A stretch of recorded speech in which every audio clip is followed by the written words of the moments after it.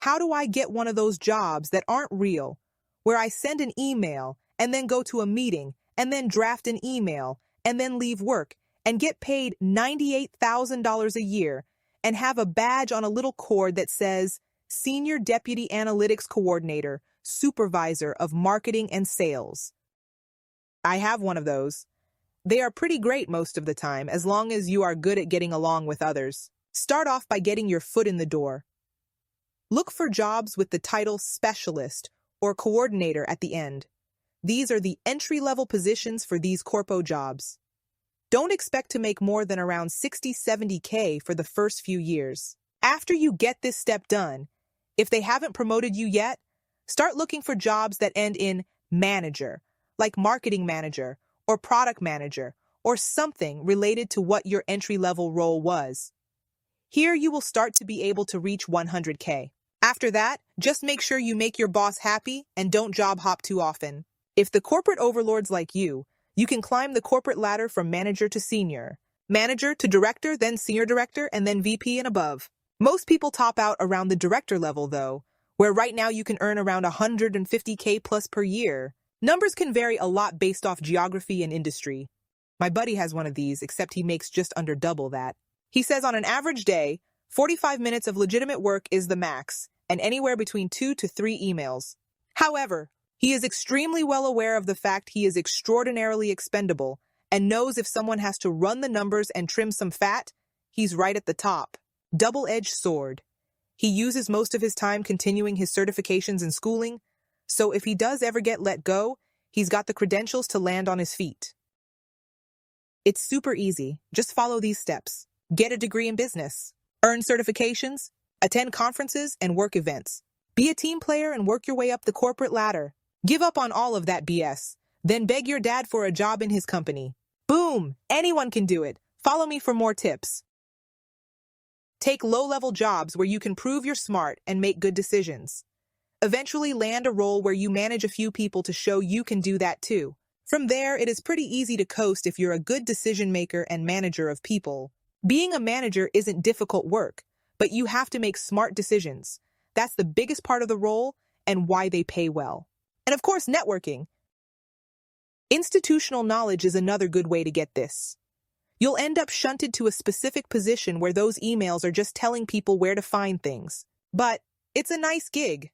Stick with a place and learn their systems very well, very quickly, but don't say too much. Strategically work your way up to the 6-ish figure position, then make it supremely clear you're a person to know because you can connect anyone with the right group that handles the data and project or has useful information that could help. You'll get stuck in some ways because you can't be promoted to far or you'll no longer be that resource. But being someone who knows all the right people, the positives and negatives of the resources available to your company, etc., is important, and you'll find those kind of old heads all over everywhere who know all the things to know, and they get paid solidly to just exist there with that knowledge. Something we should teach younger people is no matter how evil or bad your job is, you should always do your best and learn as much as you can. By the time you are in your 40s, if you have followed this work ethic, you will be invaluable, wise, and able to succeed in many opportunities. Often people that work these lazy jobs are incredible problem solvers, and that can't be understated as an invaluable skill for success at work. This is the modern version of being landed gentry. In the past, you needed to be related to nobility to have a place in court. Nowadays, we have networking. You have to know people. The right kind of people. The kind of people who would never visit your zip code. And 98K is peanuts. Basically, you need to be lucky at work and impress an important person.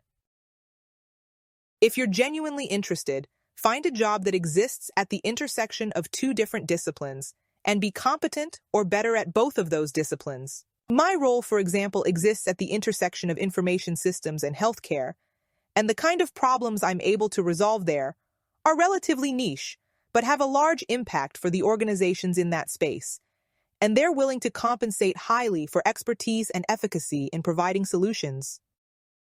Work in quality assurance testing for 8 years, get promoted to the post of project manager, Be excited at your paycheck breaking into the upper half of five figures for the first time in your life, and spend about 2 years learning how that job works before June 2022 happens and the entire gaming industry craters, and your job is one of the first to go. Now I'm a receptionist at a dental office. I highly recommend it. The perks of being in a large company are that there's more company culture, and if you have to take a day off, they can survive without you. I'm the only receptionist at my office, and for the second half of August I was in the hospital with a serious bacterial infection. They did okay without me, but when I made it back, I had to spend a lot of time cleaning up the messes. The cool thing about being absolutely indispensable to operations is that your job is secure, but the bad thing is that your life isn't really around anymore. You don't have that problem in a big company, but technology isn't really stable, and those companies are always looking for places to cut corners. The deputy manager of sales and analytics, or whatever it was, doesn't actually do any work for his paycheck. But what he doesn't realize is that the company knows that, and when it's time to slim down, he'll be the first on the block. I'm another one that has that type of job. For 3 weeks out of the month, I can do nothing. The other week, I'm putting together my monthly deliverable, a presentation to my company's upper management and the FAA. What I'm paid for. I have enough technical knowledge about airplanes to not look stupid. I have enough public speaking skills to not make our company look stupid in front of the FAA. And I know enough about compliance to get audited by the FAA, the Department of Defense, and our own internal audit process to pass with flying colors and make my boss look good. I'm lucky and have a job similar to that now. I put in about 10 hours a week and make about $100K per year in the US in a really low cost of living area. I didn't just start there, though. Took about 6 years of working 70-plus hours a week, making half that and learning all I could to get there. Definitely paid off so far, but it wasn't fun at the time. It's also particularly luck. Like, sure, I made good choices, but it's hard to know that at that time, those choices were the best. There was definitely hard work involved, but I'd say for me it was about 30% luck. This is basically my job now. I'm senior e-commerce lead for a healthcare diagnostic tool manufacturer. I started in customer service at another company about 5.5 years ago. I don't feel like it took me exceptionally long to get here. Was just supposed to be a job at a phone case company. Then part of my job became answering the Q&As for the company site and then the e-commerce sites. Then they had me start building the listings. Then they had me start to compile the data for the weekly reporting. Then by doing the reporting, I learned a ton about advertising and SEO and e-commerce strategy. Then they promoted me to e-commerce coordinator. I worked there about 2 more years, then jumped ship for a higher paying job at a company that a CFO who left the company worked at. I connected with him on LinkedIn when I was in customer service. Hated that job. Applied to a bunch of places and left after 9 months for a remote e-commerce analyst position. Company shut down 5 months later. I got 18 weeks severance for working 5 months. I was out of work for 3 months, then I started working as a senior e-commerce marketplace specialist for a healthcare tool company that only did B2B sales, and now wants to start a direct-to-consumer team from scratch. My days are mostly coordinating with agencies, sending emails, having Zooms, and moving the needle by generating more sales through advertising, content strategy, social influencer strategy, expanding revenue through my network, etc. I got a better job, and you don't even need a degree. It's simple, really. You get a trade, bust your ass for 10-15 years. Apply for a supervisor role, trade busting your ass for taking responsibility for 5 to 10 years. Apply for the illustrious title of inspector, and get paid up to $200K a year to drive around a company car drinking posh coffees and giving jobs the thumbs up, all while praying the people below you did their job correctly. But by then you've got 10 years of work left in you anyway, and can probably coast it out, even if something goes wrong. I have been in the Army a long time. I remember being a private and complaining because I'm digging a hole, doing inventory, or cleaning out a connex while my commander was in his air-conditioned office doing paperwork. Then I became an officer, and as a commander, I had young soldiers come up to me and ask what it's like to be an officer. I told them about my thoughts above when I was a young private and would tell them, Sometimes I wish all I had to worry about was digging a hole. Pick your poison. Leadership and then pay the comes with its own stress. I am a general manager of a hotel, worked my way up from laundry attendant to houseman to housekeeper to room inspector to housekeeping supervisor to operations manager to assistant GM to GM. This is by far the easiest job out of all of them. Easier as in less physical labor. Housekeepers work their behind off. I still do housekeeping to have my hands on the floor, but not as often, and I can delegate tasks. I have a lot of work, but none of it is hard.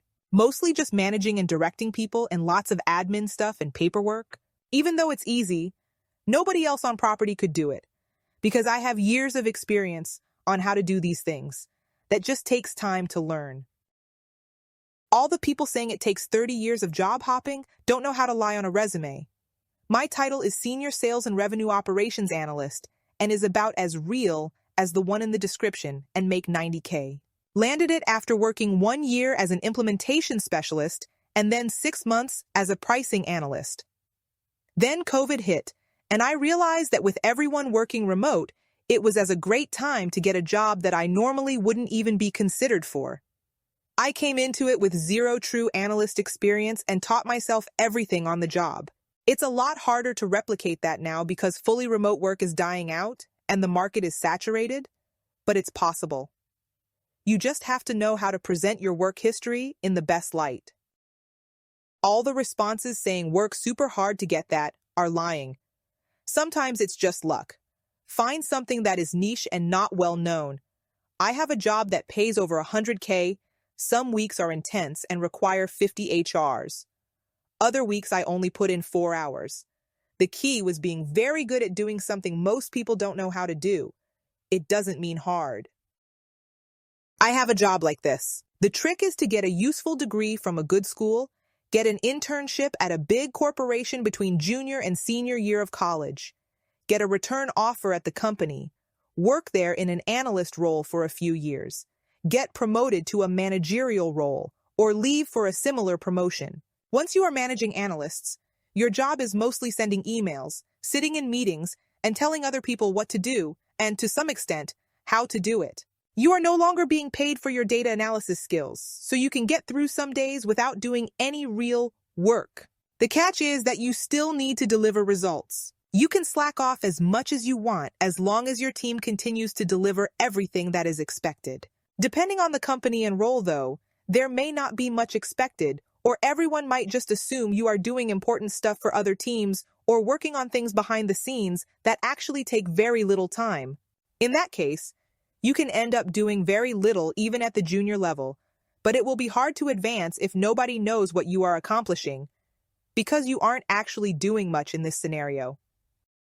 I have one of these jobs now, and am basically uneducated. I spent my 20s working at a couple of warehouse jobs breaking my back, but I always expressed interest in learning more, doing more, and I was a quick learner on the systems they used. I was at a company that wanted to update their global ERP systems to SAP, and I was asked if I wanted to be involved since I was so knowledgeable about the company processes.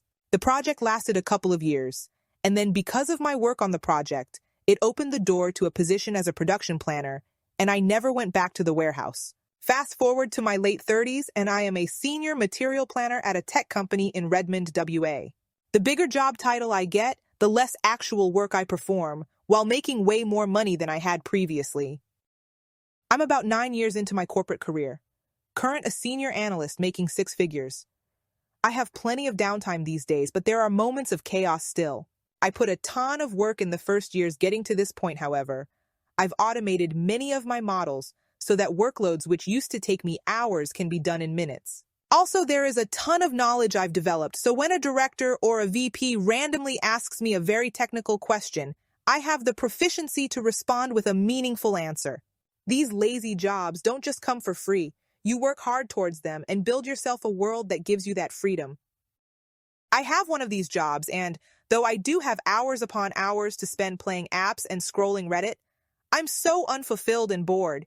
Getting myself not to call in sick is like an Olympic sport each morning, and I'm always late because how the hell do you hurry up in the morning when you know all you're going to do is sit in a chair and exist? I was more fulfilled as a barista and a server in college. I have money now to frivolously spend, but at least then I was actually useful for society. That's it for this video. Thank you so much for watching. This is a new channel. Liking and subscribing is highly appreciated. See you in the next video. God bless.